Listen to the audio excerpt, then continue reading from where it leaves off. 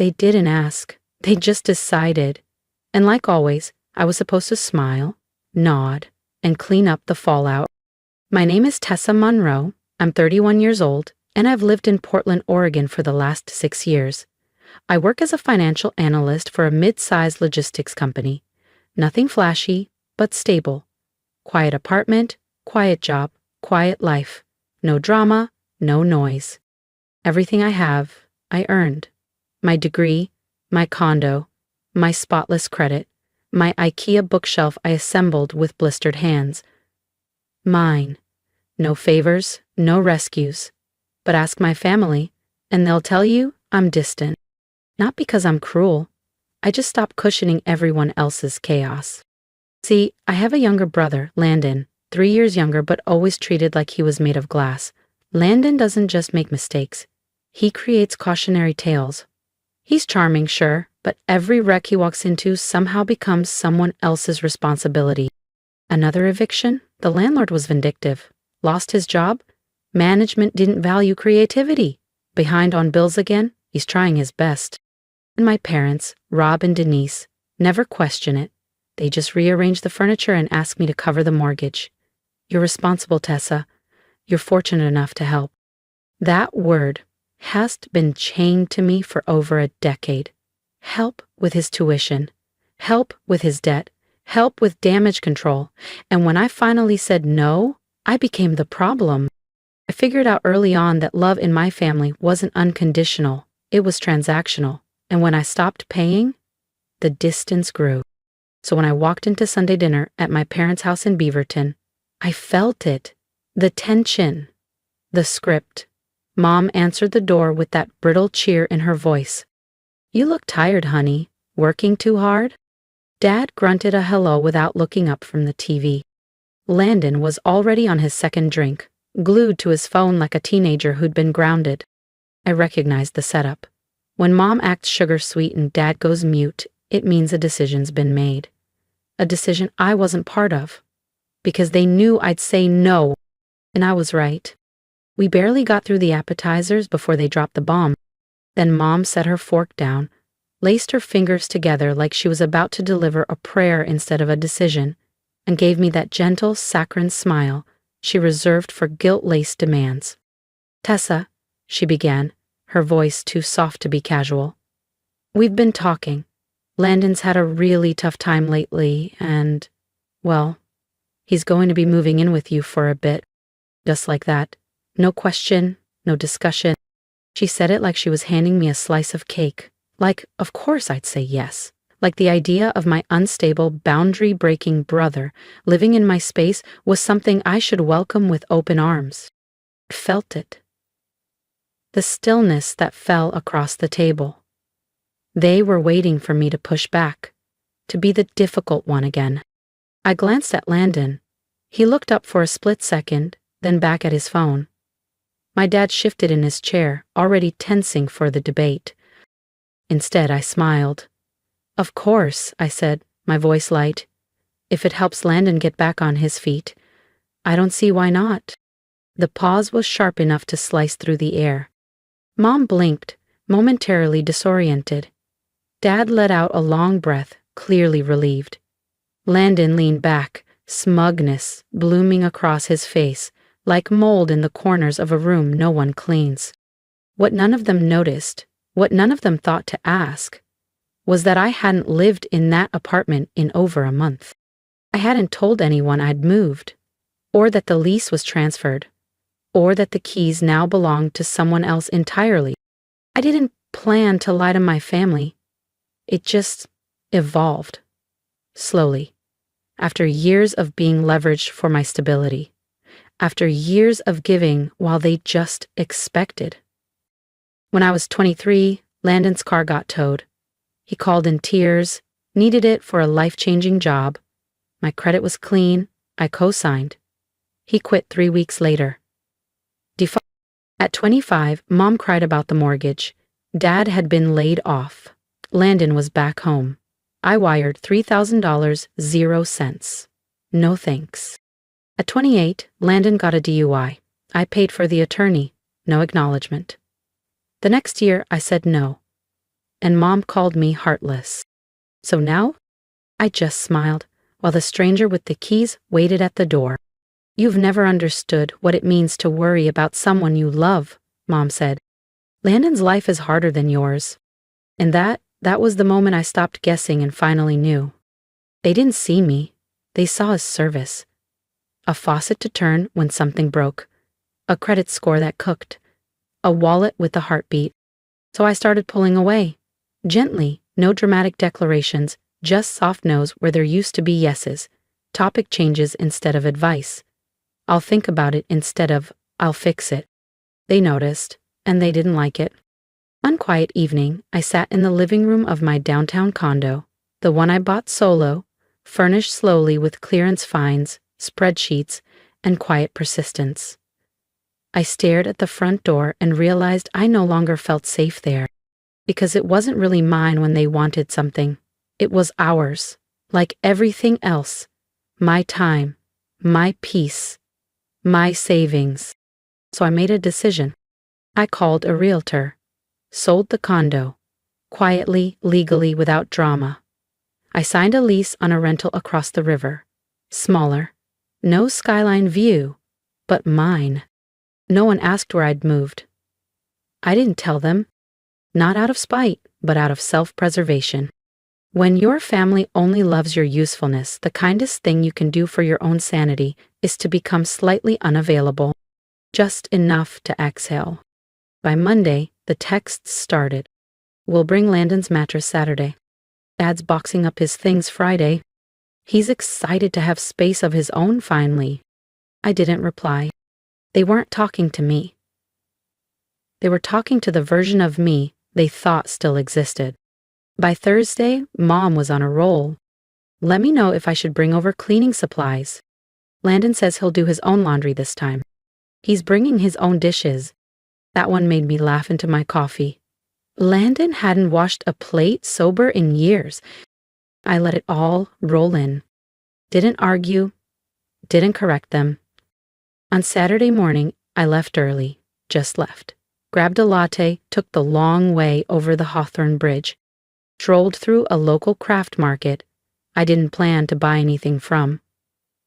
Let the sun hit my skin. My phone buzzed 3 times before I finally checked it. If you've ever been the responsible one in a family that took you for granted, subscribe and stay with me, because what happened after they showed up at my old apartment is something I'll never forget. Missed calls, voicemails. I let the 4th one ring through. It was Mom, but not the usual sing-song tone she used for favors.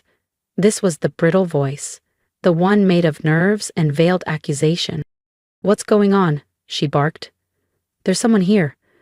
"Some man." Her voice wobbled. "He says he lives in the condo now, says you don't live there anymore." I let the silence stretch.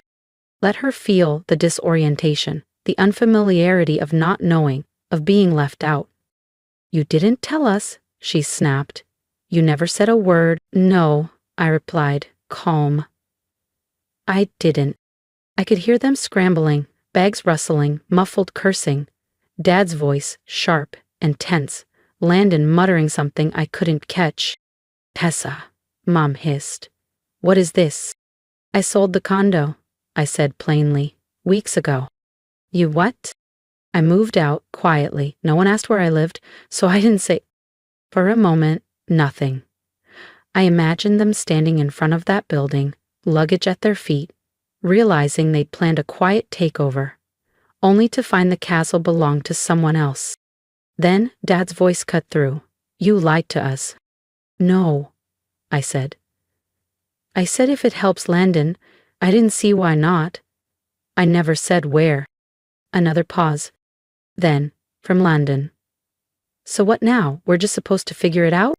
His voice wasn't angry, just hollow, lost, and for a flicker of a second, I nearly softened. But I didn't, because here's what they never understood. I didn't change the locks out of spite. I didn't sell my home to punish anyone. I did it because I needed space that was truly mine. Because every time I let them back in, I disappeared just a little more.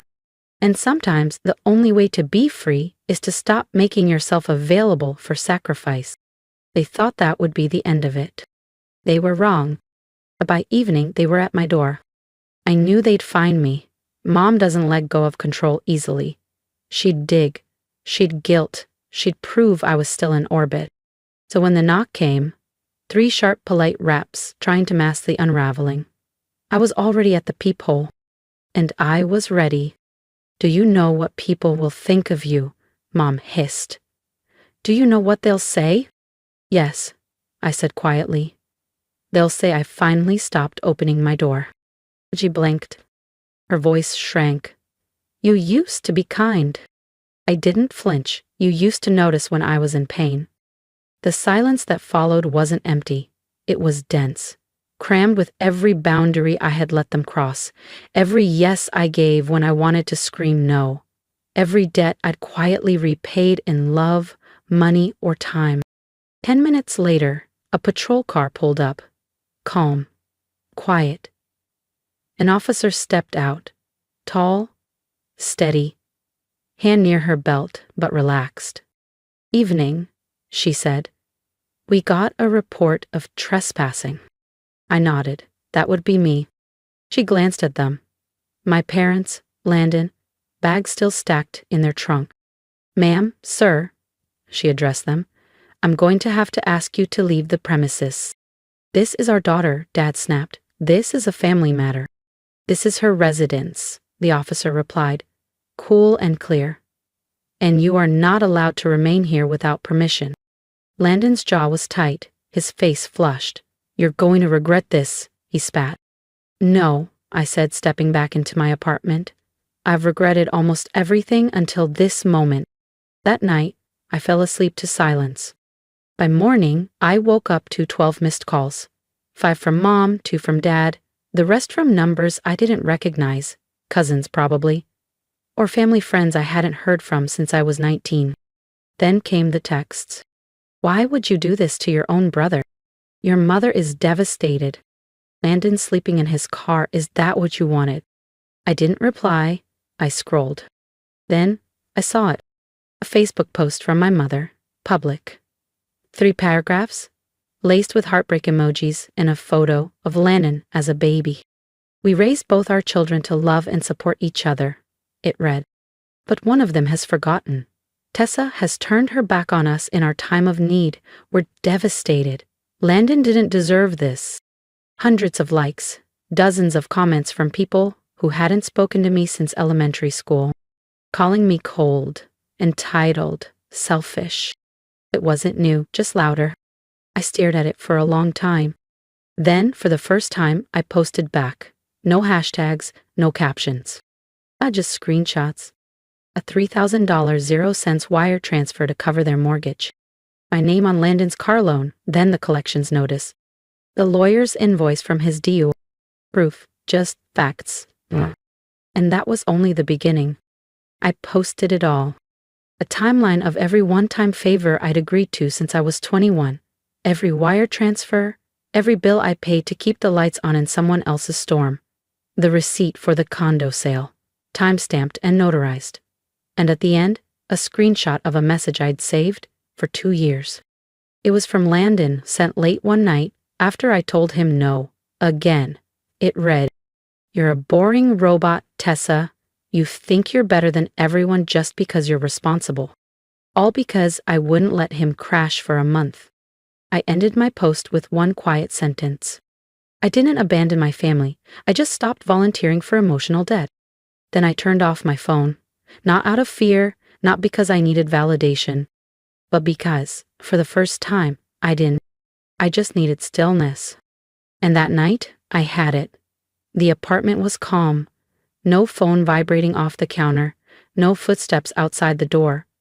Just the low hum of the fridge, the creak of the baseboards, the steady breath of a place that finally felt like mine. I made chamomile tea. Not for sleep, I didn't need help sleeping anymore, but for the ritual. Holding a warm mug in both hands, letting the steam rise, like forgiveness. I no longer sought. The screen of my phone lit up once. Mom. Then again. Landon. I didn't open them. I didn't have to. I knew the rhythm: shock, anger, guilt, pleading. It was always in that order.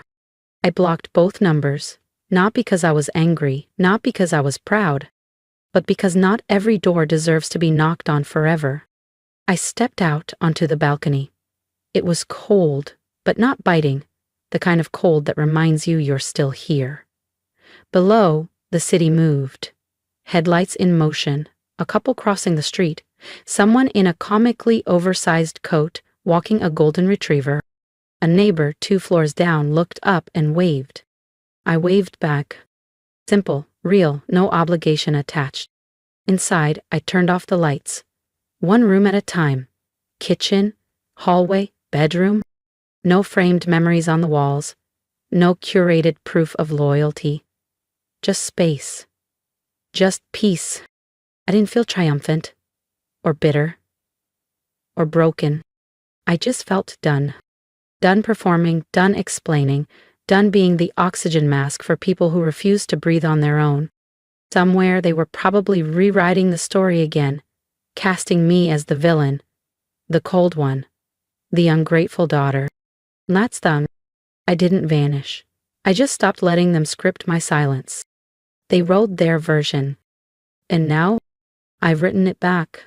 If you've made it this far, thank you for listening, for witnessing. I didn't share this to be pitied. I didn't post screenshots to start a war.